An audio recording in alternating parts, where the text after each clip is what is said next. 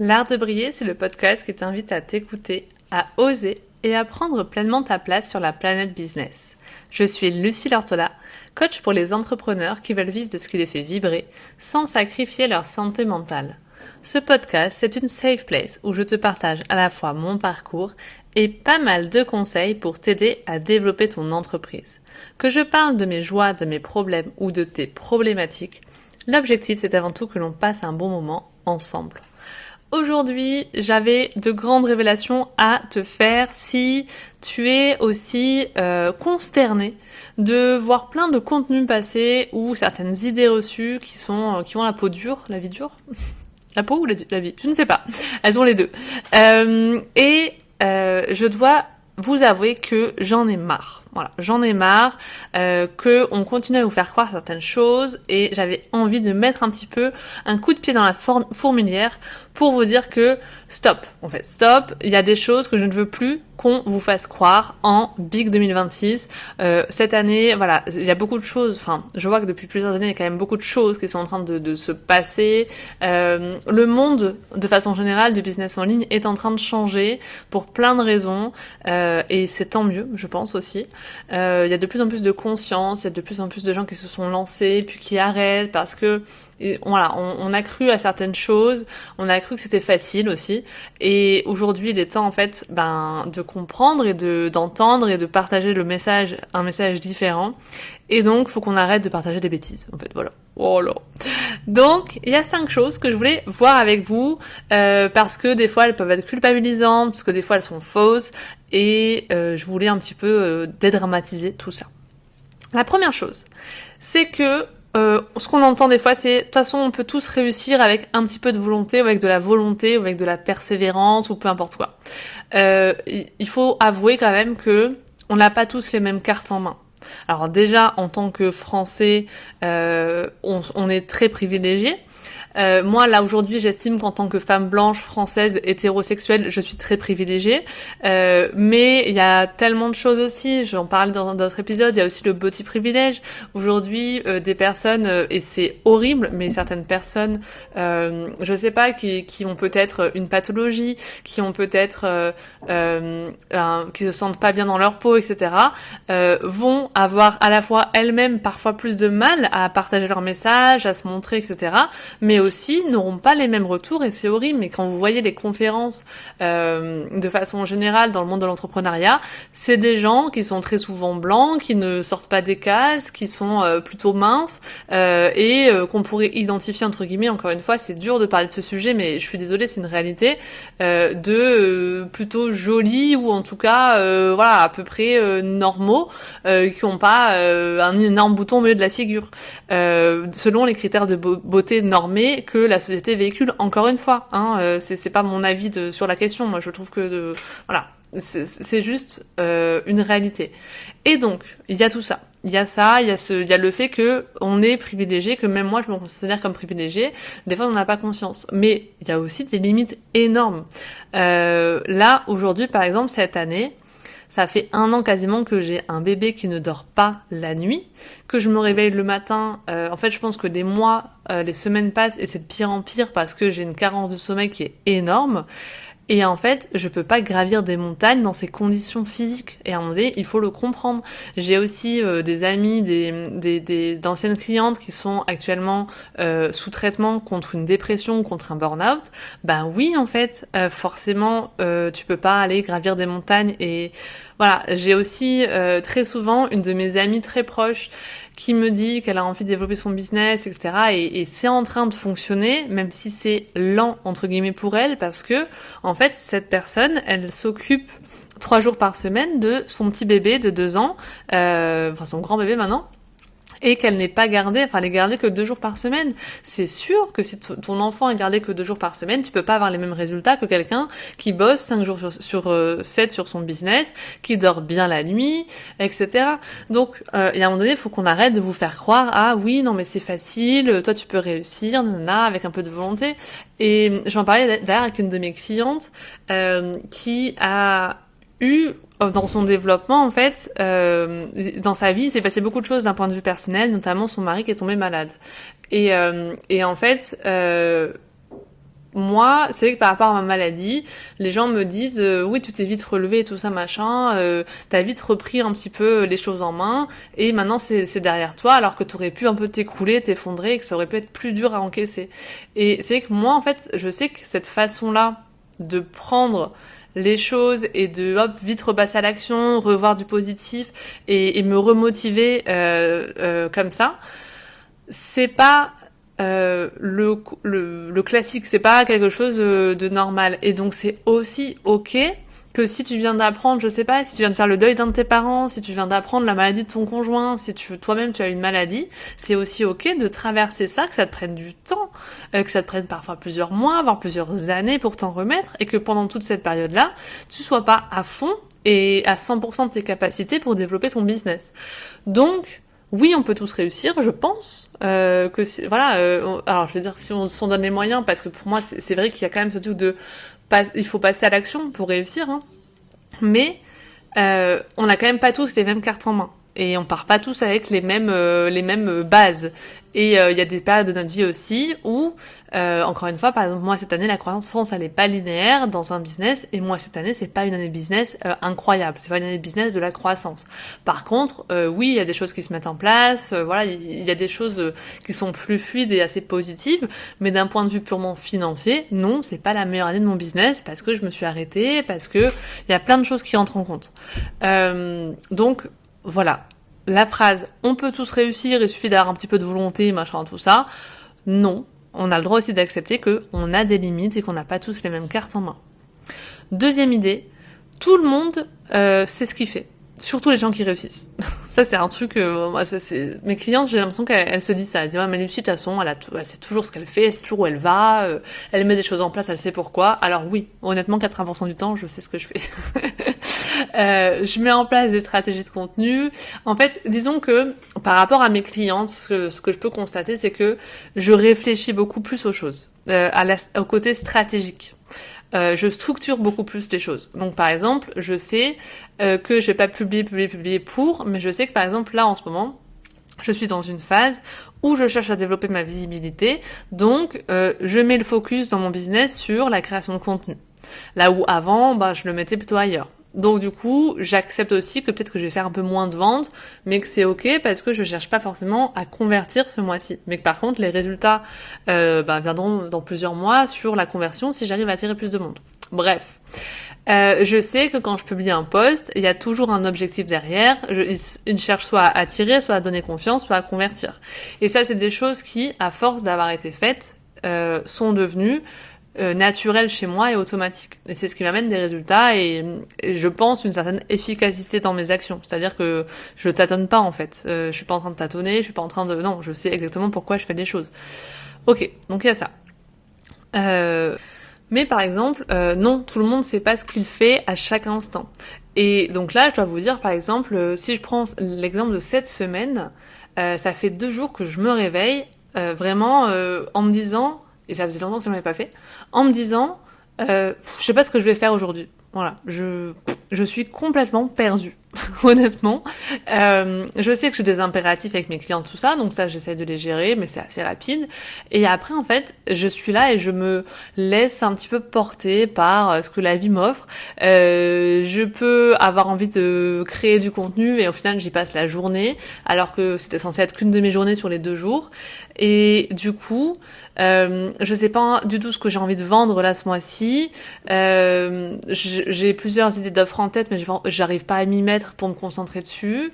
J'ai du mal à rester focus en fait sur mes objectifs. Je crois que je les ai réécrits 3 fois depuis le début du mois.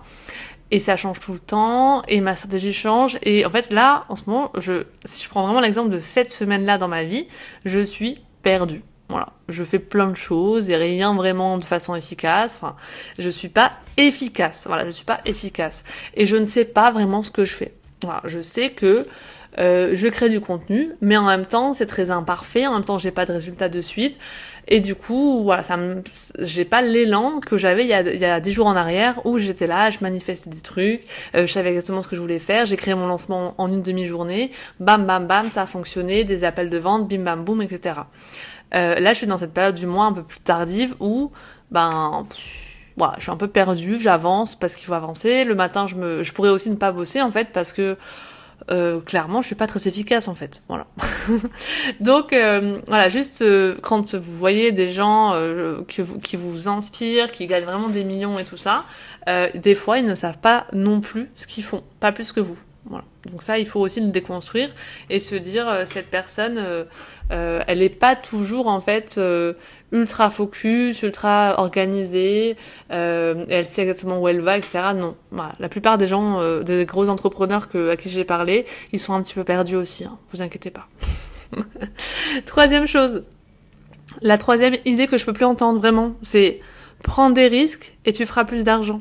C'est pas possible en fait d'avoir ce genre de truc là et d'avoir un espèce de marketing culpabilisant en mode non mais si tu prends pas mon accompagnement de toute façon tu vas perdre du temps, tu vas jamais réussir, c'est pas grave, moi j'accompagne que des personnes qui sont prêtes à investir en elles, si t'en es pas capable, bah écoute, on se verra à la caisse de Carrefour quoi. Je vous assure qu'il y a des gens qui vendent comme ça, je vous assure j'en ai entendu parler, j'ai eu des retours comme ça où on leur balance des choses comme ça. Voilà. Et en fait, cette idée aujourd'hui, et moi je le vois, là par exemple, j'ai eu 2 personnes qui voulaient un accompagnement et qui m'ont dit, écoute Lucie, bah en fait, financièrement, là, je n'ai pas le budget. Et oui, je peux contrer un frein en disant, bon ok, mais est-ce que sinon t'as bien compris l'accompagnement? Est-ce que c'est pas l'arbre qui cache la forêt, cette excuse-là? Mais en fait, ben, quand les gens me disent non, mais en fait juste, ben là, je n'ai pas d'argent, je vais pas leur dire, bah écoute, prends le risque, c'est pas grave, t'as sûrement des économies, et vas-y, lance-toi sans filer. Et à un moment donné, je peux pas, et en fait, on peut pas tous, enfin, je trouve que c'est notre responsabilité aussi en tant que coach et en tant que prestataire de dire, tu vas pas te mettre dans la mouise et manger des pâtes, pour acheter mon accompagnement. À un moment donné, ce n'est pas possible. Donc, c'est pour ça que j'aime pas trop personnellement, j'aime pas forcer la vente. Et je trouve toujours d'ailleurs que les gens qui sont venus d'eux-mêmes ont toujours de meilleurs résultats que ceux où je suis un peu allée les chercher. Je sais pas pourquoi. Mais je pense aussi qu'il y a une question de c'est le bon moment en fait. Et toi, tu dois sentir que c'est le bon moment pour toi et t'as pas besoin normalement d'aller chercher les gens et d'être ultra poussif pour leur vendre un truc à tout prix. Et en plus que financièrement, ça soit compliqué pour eux après ça. Voilà. Alors évidemment que moi, je vois l'accompagnement comme un investissement, que très souvent mes clientes elles le remboursent rapidement. Voilà, je vous ai parlé de Pauline qui a fait x7 je crois sur l'accompagnement, sur l'investissement de départ. Voilà, elle aurait voulu jouer au poker, elle aurait peut-être pas gagné autant, mais il y a aussi des cas où ben, je sais que les gens, s'ils commencent de zéro, ils n'auront pas le remboursement le mois d'après, en fait. Alors, des fois, oui, mais il y a des fois, non. Par exemple, j'ai une de mes clientes qui est super contente et qui a commencé en janvier l'accompagnement avec moi. Elle se lance un peu dans son business. On a mis en place des choses, on a structuré, c'était génial. Et là, c'est en mai qu'elle m'a dit qu'elle a vendu sa première presta un peu premium à quasiment 2000 euros, toute seule, voilà, sans avoir besoin d'aide parce que des fois il y a des espèces de portage salarial, etc. Bah là pour le coup c'était elle toute seule et qu'elle est trop fière d'elle, mais ça a mis 5 mois. Donc si tu mets toutes tes économies, le premier mois, voilà, il y a un moment donné aussi, je peux pas vous dire oui bien sûr prends le risque, ça va bien se passer, t'inquiète. Non, je suis pas un parachute en fait, je suis pas et je vous le dis souvent, mais je veux pas être le cas, prendre le cas désespéré qui a 2 mois pour vivre de son business parce que sinon il arrête tout et que non en fait à un moment donné tu peux pas. Ça met énormément de pression sur vos épaules et mais aussi sur les miennes. Par contre c'est vrai que c'est une réalité et ça je constate que les gens au moment où ils investissent de l'argent en eux, il y a des résultats qui se débloquent. Voilà, moi j'ai une de mes clientes là ça lui a un petit peu coûté entre guillemets. Elle a retardé l'échéance de se faire accompagner, puis elle s'est dit ah non c'est bon j'en peux plus, j'y vais parce que j'ai trop la tête dans le guidon. Donc on bosse ensemble depuis une semaine et en fait elle a eu plein de trucs qui se sont débloqués. Elle a demandé une augmentation de ses tarifs, ça a été accepté par certains prestataires avec qui elle collaborait. Elle a trouvé des nouveaux abonnés pour sa plateforme en ligne. Elle a trouvé une nouvelle nouvelle salle.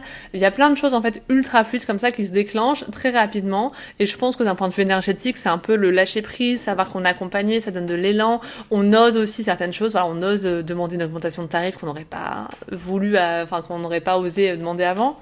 Donc oui, il y a des choses qui se passent. Mais par contre, non, je ne vous dirai jamais, prends le risque, c'est pas grave, tu verras qu'au final, tu vas faire plus d'argent, machin et tout ça. On peut pas entendre ces choses-là, en fait. À un moment donné, il faut se calmer. Non, je suis pas là pour vous endetter. Et si vous pensez que c'est pas le bon moment parce que vraiment financièrement, vous êtes en pression complet, en fait, c'est pas le bon moment. Et puis, on attend un peu et ça va bien se passer. Puis aussi, j'ai beaucoup de mes clientes qui ont des enfants, qui ont... voilà, à un moment donné, quand t'as des enfants, t'as pas aussi la même liberté que quand t'as des économies et que t'es seul célibataire à 20 ans et qu'à la limite tu peux retourner chez tes parents, quoi. Non, avec tes deux enfants, tu peux pas. Donc à un moment donné, t'es obligé aussi de prendre plus de précautions. Et ça, je peux l'entendre. Et c'est ok. 4e chose. Se faire accompagner ultra souvent, c'est trop cool, etc. Ça, c'est un peu l'idée. Alors, c'est pas une idée qu'on me fait croire, qu'on fait croire aux gens, mais c'est un truc que j'entends des fois. Et c'est vrai que moi, quelqu'un qui me dit cette année, je me suis fait accompagner 4 fois par un coach business, et du coup, t'es la 4e, ça me fait un peu tilt.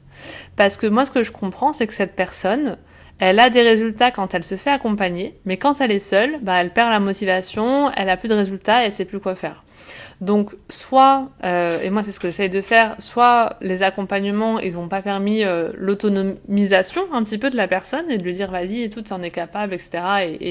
Et on monte une stratégie et tu vas la suivre. Mais souvent, c'est pas le cas. Souvent, ce qui se passe, c'est que cette personne, en fait, quand elle est seule chez elle, elle n'arrive pas à appliquer un plan d'action, une stratégie sur le long terme et elle se démotive. Et ça, c'est un peu problématique pour moi. Parce que si tu n'arrives pas à te motiver toute seule, ta priorité pour moi, c'est pas de faire grandir ton business. C'est d'apprendre à t'autodiscipliner pour avoir des résultats, même quand tu n'es pas accompagné. Et donc, je pense que je creuserai un petit peu. Si en appel de vente, j'avais quelqu'un qui me disait, voilà, je me suis fait accompagner 4 fois cette année, j'ai eu des résultats, c'est trop cool, mais dès que je me fais plus accompagner, ça marche pas. Et je pense que moi, ma priorité en tant que coach business, si jamais la personne, elle veut vraiment bosser avec moi, ce serait d'autonomiser cette personne et qu'elle se repose le moins possible sur moi. Et qu'elle soit pas dépendante de moi, ce que je pense, de mon avis, etc. Et c'est ça que je travaillerai. Bref, donc voilà, ça c'est aussi une des choses. C'est cool de se faire accompagner. Si vous vous faites accompagner 1 fois par an ou 1 fois tous les 2 ans, c'est trop cool. Mais à côté de ça, il faut être aussi capable de mettre en place votre stratégie seule, etc. Et je sais aussi que là, par exemple, une de mes clientes de Magnetic Business, elle reprend un accompagnement avec moi où on se voit 1 fois par mois juste pour se motiver, mettre en place la stratégie, parce qu'elle a besoin de recul. En fait, elle a un peu la tête dans le guidon et ça l'aide à lui redonner de l'élan 1 fois par mois. Mais c'est pas tous les jours de sa vie non plus. Et puis au bout d'un moment, ça va s'arrêter aussi. Et entre avoir un rendez-vous par mois et avoir été accompagné quasiment tous les jours 6 mois de l'année, c'est pas la même chose non plus. Donc voilà, c'est à discuter. Mais pour moi, une des principales qualités d'un entrepreneur, c'est de pouvoir être autodiscipliné, d'être proactif dans ses actions. Et en fait, c'est gâcher un petit peu de l'argent si vous n'arrivez pas à faire ça sans être accompagné par quelqu'un. Donc au début, c'est normal, bien sûr, quand vous vous lancez. Mais au bout d'un moment, il faut apprendre à le faire tout seul aussi. Et il faut se faire accompagner pour passer un nouveau palier, parce que on y voit plus clair, comme moi j'ai pu le faire, parce que on touche à un problème spécifique de notre business, mais pas tout le temps. Voilà. 5e chose, et vous savez de quoi je vais vous parler parce que j'en ai pas encore parlé, vous savez que c'est un petit i, et voilà, si vous me connaissez, vous savez de quoi je vais parler. Un des trucs que je ne veux plus qu'on vous fasse croire en 2026, c'est que l'IA va vous aider à développer votre business. Alors, il y a des choses qui sont vraies dans cette phrase, certaines stratégies et tout ça. Oui, l'IA, c'est un outil exceptionnel. Moi, je suis désolée, mais qu'on vive avec l'IA aujourd'hui, c'est incroyable pour notre quotidien. Bon, certes, c'est énergivore, c'est pas écologique et c'est pas forcément éthique non plus, mais si vous cherchez à gagner du temps, c'est sûr que l'IA, aujourd'hui, il peut faire des trucs à votre place, c'est incroyable. Mais par contre, si tu te sers mal de l'IA, et je pense que c'est ça le problème, c'est qu'en fait, on devrait voir l'IA, et c'est Tony Neves qui dit ça dans un podcast, et je trouve ça très intéressant, quand un petit stagiaire. Et un stagiaire, par définition, tu lui montres en fait les tâches à accomplir, tu lui montres toi comment tu les aurais fait, et du coup, lui ensuite, il peut les faire par lui-même. ça, c'est une bonne façon d'utiliser l'IA. C'est de dire, voilà, moi, mon positionnement, ce que je fais, ma stratégie, elle est tellement claire que je te la montre et comme ça, tu l'appliques et tu m'aides à faire tel ou tel truc. Mais le problème, c'est qu'on utilise l'IA de la mauvaise façon, en fait. On utilise l'IA en disant, crée-moi une affiche pour, je sais pas, le concert que je vais faire. On lui dit, j'ai un poste, voilà, mes clientes, je sais pas, je suis photographe, mes clientes, ce sont des femmes qui n'ont pas confiance en elles. Fais-moi un post pour les attirer sur mon compte Instagram. Non, ce n'est pas possible. Parce que ça vous crame complètement. On sait instinctivement que c'est l'IA qui a rédigé votre post ou qui a fait votre affiche ou votre post. En ce moment, je vois même les posts Instagram, s'il vous plaît, les posts Instagram, les visuels, c'est fait par l'IA et ça se voit. Comment voulez-vous démarquer sur Instagram alors que c'est la jungle? Il y a, voilà, vous êtes dans une foule en fait de personnes. Vous êtes là en disant, je veux qu'on m'entende, je veux partager mon message, je veux trouver mes clients de cœur, etc. Et vous êtes au milieu d'une foule où tout le monde se ressemble, tout le monde est habillé pareil, tout le monde dit la même chose. Mais à quelle heure en fait vous pensez que les gens ils vont venir chez vous? Évidemment qu'ils vont pas chez vous. Donc à un moment donné, il faut arrêter de penser que en montrant un contenu que vous pouvez copier-coller sur un autre compte Instagram parce que il vient de ChatGPT noir sur blanc, bah oui, forcément, vous allez pas trouver de clients. Ça, faut arrêter de penser que vous allez trouver des clients comme ça. Deuxième chose, il faut arrêter de penser aussi que aujourd'hui, comment dire, un client va venir vers vous. Faire cet effort de prendre un appel avec vous, de chercher vos prestations, de découvrir un petit peu ce que vous faites et votre travail et vos services, alors que vous-même, vous êtes en train de lui montrer que vous avez tellement peu d'intérêt pour vos clients ou vos futurs clients que vous faites des copier-coller pour les attirer à vous. Mais c'est quoi cette flemme en fait? Et comment est-ce que vous montrez, d'un point de vue customer care en fait, comment est-ce que vous montrez aux gens qui comptent pour vous et pour votre entreprise et que ça a du sens de les attirer à vous et que vous êtes la meilleure personne pour les aider. Enfin, voilà, bref. Alors je sais pas si c'est parce que je suis... pour moi, l'authenticité et la transparence et l'honnêteté, c'est quelque chose d'extrêmement fort dans mes valeurs. Je déteste le mensonge. Là, je suis dans une phase de ma vie où mon fils commence à mentir et ça me rend complètement dingue. J'arrête pas de lui dire, je ne veux pas que tu me mentes. Mais... quand je vois voilà des affiches créées par l'IA, des posts créés par l'IA, des descriptions écrites par l'IA, des posts écrits par l'IA, je ressens le même sentiment de manque de transparence, de manque d'honnêteté et on a l'impression que on s'en fiche des gens en fait et on veut tellement de l'argent que peu importe, ça n'a pas de sens. Et je sais aussi que je suis dure quand je dis ça parce qu'il y a des gens, c'est vrai que moi j'ai cette chance et j'ai ce privilège immense de savoir écrire depuis toujours, de savoir faire passer mes émotions et que l'IA pour ces personnes-là, c'est une ressource incroyable parce que elles ne savent pas rédiger, elles ne savent pas partager une opinion, elles ne savent pas encore, voilà, elles ont du mal en fait. L'écriture, c'est peut-être pas leur zone de génie et c'est difficile pour elles et ça leur coûte. Mais s'il vous plaît, essayez de parler de vous au moins, essayez de mettre du vous dedans. Parce que le copier-coller Instagram, je trouve que c'est du foutage de visage. Voilà. Il faut arrêter. Donc non, faire tout IA et en fait ce que je vois c'est beaucoup de télécharge ces templates IA, télécharge ce prompt IA pour attirer des clients, machin, tout ça. Faut arrêter de croire aux licornes en fait à un moment donné, non. C'est pas en téléchargeant un freebie gratuit avec 12 assistants IA ou j'en sais rien qui vont révolutionner votre business que vous allez trouver des clients. À un moment donné, non. En fait, il faut que ça soit vous, que ça soit incarné. Et si l'IA arrive à faire ça et que vous trouvez que ça vous ressemble et tout ça, bah tant mieux. Peut-être que ça, c'est une clé. Mais moi, ce que je n'aime pas, c'est les trucs copier-coller où on voit toujours les mêmes. Et cette uniformisation, en fait. Cette uniformisation des textes, des contenus, des affiches, des visuels qu'on voit en ce moment sur Instagram. Ça, c'est pas possible. Parce que, vous arrêtez pas de dire je veux pas être mis dans une case ou quoi, mais vous vous y mettez vous-même, en fait. Voilà.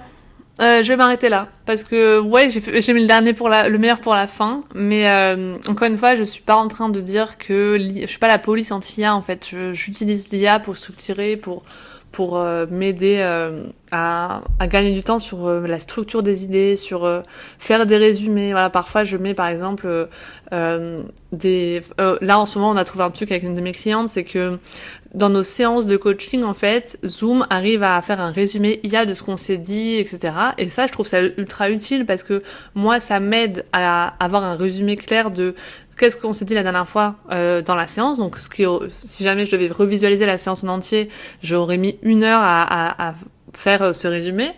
Et ça aide aussi ma cliente à se dire, ok, en fait, on a vraiment parlé de ça, c'était intéressant, et à structurer un petit peu, voir où est-ce qu'on a avancé aujourd'hui. Et donc ça, c'est ultra bénéfique. Mais c'est un outil, en fait. Là, je m'en sers comme un outil, et c'est pas ma voix. Voilà. Donc arrêtez de vouloir faire entendre votre voix, vouloir attirer des gens avec votre message en utilisant un contenu formaté. Et oui, je trouve ça triste parce que vraiment, moi, je perds du plaisir à aller sur Instagram parce que je vois de plus en plus de posts 100% IA, de visual IA, et où en fait, dès que je lis ça, je me dis, ils sont en train de se ficher de moi, en fait. Voilà, ils sont en train de se ficher de moi, et je me désabonne de ces comptes parce que je ne veux pas voir ça, en fait. Je veux pas voir un contenu IA, un contenu lisse, un contenu où c'est pas la vraie personne qui parle. J'ai l'impression d'être pris pour une bille, vraiment. Voilà, je sais pas si je suis la seule à ressentir ça. Dites-moi dans les commentaires si vous ressentez ça aussi. Mais voilà, du coup, je trouve que oui, j'ai moins de plaisir à être sur Instagram parce que tout se ressemble. Et voilà.